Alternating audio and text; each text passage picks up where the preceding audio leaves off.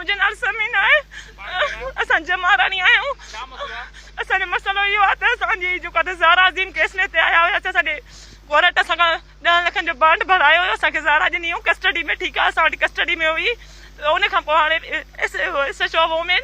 मुमताज़ अब्बासी ऐं रशीदा मैडम ये आयो हुयो एसएचओ सिविल लाइन जो आयो इमरान भट्टी ऐं वो आरआई हुयो पुलिस लाइन जो नंढो मुंशी पुलिस लाइन जो ऐं वकार कांदड़ो ऐं उनजो फादर गुलाम हैदर कांदड़ो ऐं ॿिया पुलिस वारा हुया ठीकु आहे ऐं ॿिया फाइटर हुया वन फाइ जा काफ़ी उन्हनि असांजा दर भॻिया असांखे मारियो अथऊं गिरियो अथऊं हेॾे ॾिसो मुंहिंजा निशान आहिनि ठीकु आहे निशान आहे ठीकु आहे हेॾे ॾिसो ॿाहिरि ते मथे हाणे हिननि असांखे मारियो आहे हाणे मां नंढे आई आहियां मुंहिंजी मोबाइल आहे हिननि वटि बिना पासवर्ड जे हुन में मुंहिंजी तस्वीरूं आहिनि तव्हांखे ख़बर आहे छोकिरी जी इज़त छा हूंदी आहे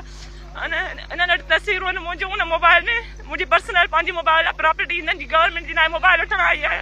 हिननि मूंखे खणी हिते विहारियो उन खां पोइ वरी इमरान भट्टी खे मां चयो मोबाइल ॾियो त इमरान भट्टी त चयो असांखे एसएसपी साहिबु चयो मायुनि खे बि मारियो जेको वॾे कयो छा मां जो एसएसपी साहिबु तव्हां सां इहो ई सुवालु आहे त छा तव्हां एतिरो माना पंहिंजी फोर्स खे ईअं था चओ त तव्हां छोकिरियुनि खे मारियो वञी घरनि में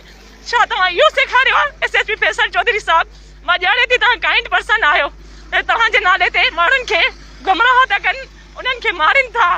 उन्हनि खे अलाए छा छा था कनि अॼु असां सां पुलिस हिते आए ॾींहुं असांजे घर ते रेट असां छा धाड़े रहियूं चोर आहियूं ऐं हाणे जॾहिं मां थाणे ते बीठी आहियां तव्हांजो इमरान भट्टी साहिबु मूंखे कार हणी ज़ोरी तेज़ स्पीड में हलाई अथई मूंखे गोॾे में कार लॻी आहे तव्हां पुछा कयो थाणे वारनि खां मां इन खे कहिड़ो ॾियो की मां सिर्फ़ु एतिरो बि चाहियां त मूंखे मुंहिंजी मोबाइल ॾिनी वञे मुंहिंजी प्रॉपर्टी न आहे प्रॉपर्टी आहे ठीकु आहे हिननि मूंखे ग़लति तरीक़े सां तेज़ कार हलाई कार जो नंबर अथसि ANF 614 इमरान भट्टी जी कार जो नंबर अथव ठीकु आहे 614 ANF हेठां सिंधु लिखियल अथवसि मां मुतालबो इहो थी कयां त असांजी भेण ज़ारा अज़ीम असांखे ॾिनी वञे ऐं असांजी मोबाइल जेका आहे बिना पासवर्ड जे हुन में असांजी पर्सनल तस्वीरूं आहिनि फैमिली जूं वीडियोज़ आहिनि उहे असांखे ॾिना वञनि असांजा बॉन्ड भरियल आहिनि जेकॾहिं असां ज़ारा खे या कंहिंखे कुझु बि कयूं था ठीकु आहे त पोइ असां पंहिंजे ॿार खे सिम ऐं मोबाइल छो ॾियूं एतिरो त थाणनि वारा ई पूरी दुनिया ॼाणी थी असां हुनखे सिम बि ॾियूं था वठी था अचूं कोर्ट खां मोबाइल बि ॾियूं था हे असांजे बहानो करे ID बीठा आहिनि बसि मां एतिरो थी चवां त SSP साहिबु तव्हां हिननि खे पाण छो नथा सम्झायो